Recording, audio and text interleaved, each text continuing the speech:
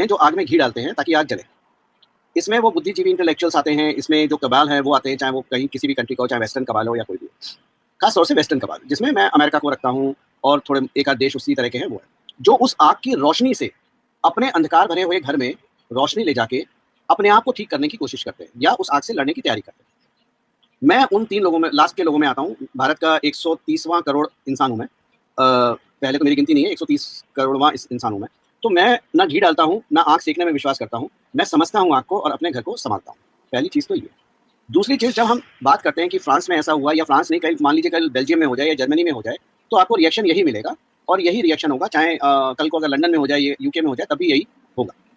इसके पीछे समझने के पीछे हमें फंडामेंटल समझने की जरूरत है। जैसे मैं क्षमा चाहता हूँ, जैसे मैं हमेशा बोलता हूँ और लोग मेरे को इस बात के लिए पसंद नहीं करते हैं, मैं थोड़ा शांत किस्म का इंसान हूँ। मैं आग में घी नहीं डालता क्योंकि मैं सीखने की कोशिश करता हूँ। दुनिया में धर्म के नाम पे केवल सनातन धर्म, धर्म का ट्रांसलेशन इंग्लिश का रिलीजन नहीं है। रिलीजन का हिंदी ट्रांसलेशन पंथ होता है और उर्दू ट्रांसलेशन मजहब होता है। धर्म का इंग्लिश वर्ड है ही नहीं। तो धर्म केवल सनातन है, जो बाकी है वो मजहब है, चाहे वो कोई भी हो, चाहे वो बौद्ध हो, चाहे वो सिखिज्म हो, चाहे वो इस्लाम हो, चाहे कुछ। अब जब ये दुनिया में सारे मजहब बने जो किसी व्यक्ति विशेष ने बनाए और उसने अपना एक कॉन्स्टिट्यूशन लिखा जिसको हम उस मजहब की किताब कहते हैं, या उसने अपने विचार लिखे। हर मजहब का तरीका होता है कि मैं अपने मजहब को आगे बढ़ाऊं। हर मजहब का एक मोटिव है कि वो अपने मजहब को आगे बढ़ाए। अब उसमें बौद्ध हैं, वो सेवा धर्म लेते हैं, सिखिज्म सेवा लेते हैं, और जो धर्म है वो अपने अपनी फिलॉसफी बनाते हैं कि हम आगे कैसे बढ़ेंगे। तो किसी के लिए सेवा महत्वपूर्ण है, किसी के लिए देश महत्वपूर्ण है, किसी के लिए मानवता महत्वपूर्ण है। इस्लाम ने वायलेंट लिया कि हम काटेंगे मारेंगे और अपने आप को जबरदस्ती इंपोज करके आगे बढ़ाएंगे। ये उनकी फिलॉसफी है। तो जब लोग शोर मचाते हैं और शोर मचा के सबको बताने की कोशिश करते हैं कि हदीस में क्या लिखा है, सेक्स के बारे में उनका क्या व्यू है, पॉलिटिक्स के बारे में क्या व्यू है, महिलाओं के बारे में क्या व्यू है, तो है ये व्यू, क्योंकि उनका जैसे और धर्म और मजहब आगे प्रोग्रेसिव होते हैं, ऐसे इस्लाम को भी आगे बढ़ना है, लेकिन उन्होंने वायलेंट रास्ता चुना है। तो कहना कि कुरान में काफिर लिखा हुआ है, तो वो लिखा है भाई, आपको वो संत तो नहीं बोलेंगे, क्योंकि उनको सनातन नहीं बढ़ाना है, उनको इस्लाम बढ़ाना है, तो वो आपको काफिर ही बोलेंगे। अब इंग्लिश में काफिर बोल लीजिए, मतलब उर्दू में काफिर, अरबिक में काफिर बोल लीजिए, किसी और भाषा में कुछ और बोल दीजिए। तो जब आप दो तरह के मजहब बन जाते हैं, एक मजहब बनता है सेवा भाव को लेके, अपने राष्ट्र की सुरक्षा, अपने लोगों की सुरक्षा को लेके, और दूसरा मजहब बनता है वायलेंट, जैसे कि इस्लाम। अब जब ये मजहब बने तो इनमें कुछ अपॉर्चुनिस्टिक मजहब भी होते हैं जो दूसरे की वीकनेस को या उसकी स्ट्रेंथ को इस्तेमाल करके अपने आप को बढ़ाने की कोशिश करते हैं। जैसे इस्लाम को बढ़ाने के लिए उन्होंने वायलेंस लिया, उस वायलेंस का इस्तेमाल क्रिश्चियनिटी ने मिशनरीज के माध्यम से अपने आप को बढ़ाने के लिए करा। यानी वेटिकन इस्लाम को इस्तेमाल करता है, इस्लाम को बढ़ना है तो वेटिकन इस्तेमाल करता है। कैसे इस्तेमाल करता है? पैसा मुहैया कराता है, हथियार देता है, क्योंकि वो वायलेंट है, उनको बंदूक चलाने। आज तक आप मुझे बताइए, इस्लाम जो मजहब है उसका मानवता के लिए कोई कंट्रीब्यूशन है? कोई दवाई उन्होंने बनाई, कोई इन्वेंशन करा, कोई डिस्कवरी करी? उन्होंने बंदूक के टैंक भी अपने नहीं बनाए, वो भी खरीदते हैं जो क्रिश्चियनिटी उसे देती है। ठीक है, तो ये है वायलेंट नेचर ऑफ इस्लाम। अब जब भारत का पार्टीशन हुआ, तो भारत का पार्टीशन हुआ था टू नेशन थ्योरी पे। ठीक है, कि हम एक एरिया, एक देश बनाएंगे जो इस्लाम को लेके चलेगा। तो उन्होंने उसका नाम दिया Republic, Islamic Republic of Pakistan. ठीक है, पाक शब्द का मतलब पवित्र होता है, तो उन्होंने इस्लाम को पवित्र मानते हुए लिया। जब आपने इस्लाम को ऐसे लेके चले और आपने वो बनाया, तो आपके मोटिव उसी दिन डिसाइड हो गए। आपके जो दो मोटिव, इस्लामिक मोटिव थे जो अपने मजहब को आगे बढ़ाने के लिए, वो ये थे, पहली चीज ठेकेदारी, कि मैं दुनिया में सारे मुसलमान का ठेकेदार बनूंगा। ठीक, और दूसरा जो बना, जैसे इंडोनेशिया है, इंडोनेशिया पहले हिंदू राष्ट्र था, हिंदू राष्ट्र से कन्वर्ट हुआ, इस्लामिक राष्ट्र बना। लेकिन इंडोनेशिया और पाकिस्तान में फर्क है। इंडोनेशिया कभी भी इसलिए क्रिएट नहीं हुआ था कि इस्लाम फंडामेंटल नहीं था, फाउंडेशन नहीं थी, फाउंडेशन उसका सनातनी था जो इस्लाम में आया। लेकिन पाकिस्तान पहले दिन से, जो पहली ईंट पाकिस्तान में रखी थी कायदे आजम ने, वो इसलिए रखी थी कि हम इस्लामिक, तो उनका पहला मोटिव हुआ हम दुनिया के मुसलमान के ठेकेदार हैं। दूसरा मोटिव जो उन्होंने बनाया था रियासत मदीना, क्योंकि मदीना सबसे पवित्र जगह है, तो उन्होंने अपने आप को रियासत मदीना बनाने की कोशिश करी।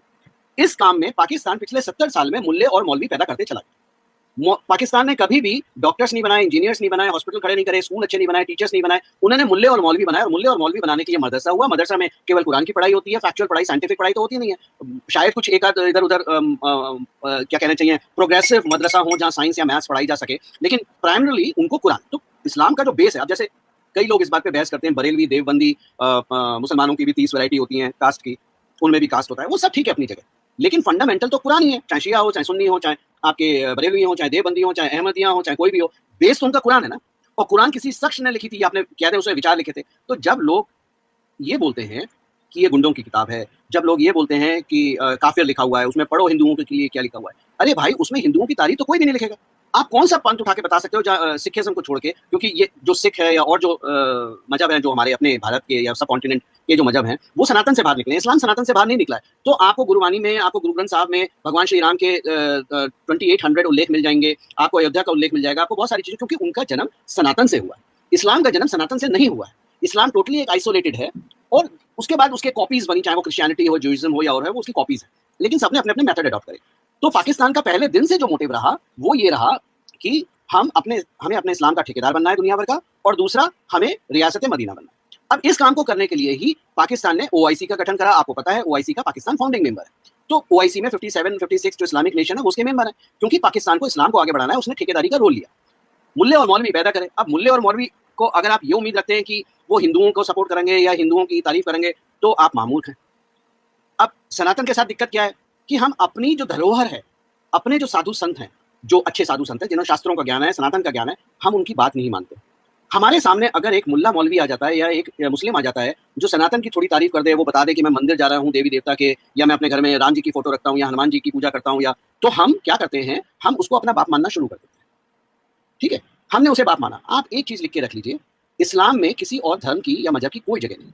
उनका केवल एक ही मकसद है, इस्लाम को आगे। अब उस इस्लाम को आज के टाइम में वायलेंट वे भी है बढ़ाने का और सॉफ्ट वे भी है। इसीलिए आपको दो तरह के लोग मिलते हैं, एक वो होते हैं जो वायलेंट होते हैं और एक वो होते हैं जो वायलेंस पे चुप रहना ज्यादा समझते हैं, क्योंकि इस्लामी तो बढ़ाना है। अगर वो खुल के बोलेंगे तो इस्लाम के अगेंस्ट बोल देंगे। ठीक है, तो उनको इस्लाम के अगेंस्ट तो बोलना नहीं है, इसलिए वो शांत रहते हैं। तो इन चीजों पे फैसिनेशन नहीं रखना चाहिए कि कुरान में काफिर लिखा है या कुरान में हिंदुओं की माँ बेटियों को अवगा करने का लिखा हुआ है। अब इस्लाम को बढ़ाने के लिए दो तरीके। अब पाकिस्तान जब बना, ठीक है, तो मैंने जैसे बताया ठेकेदारी और रियासत कश्मीर। अब पाकिस्तान को इस्लाम फैलाने का सबसे अच्छा तरीका कहाँ पर है? भारत।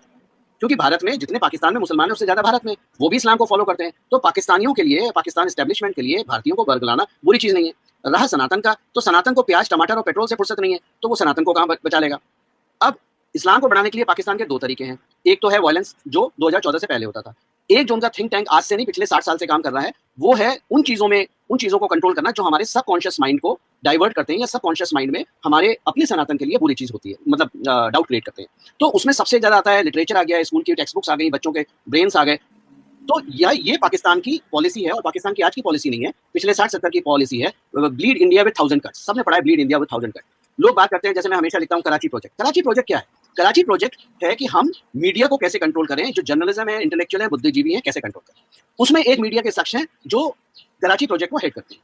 अब ये आपको दूर से सब सनातनी लगेंगे, ये आपको दूर से सारे हिंदू लगेंगे, सारे हिंदू बात करेंगे, लेकिन ये अपनी राइटिंग से, अपने काम से सबकॉन्शियस माइंड को हिट करते हैं, आपके अंदर डाउट क्रिएट करते हैं।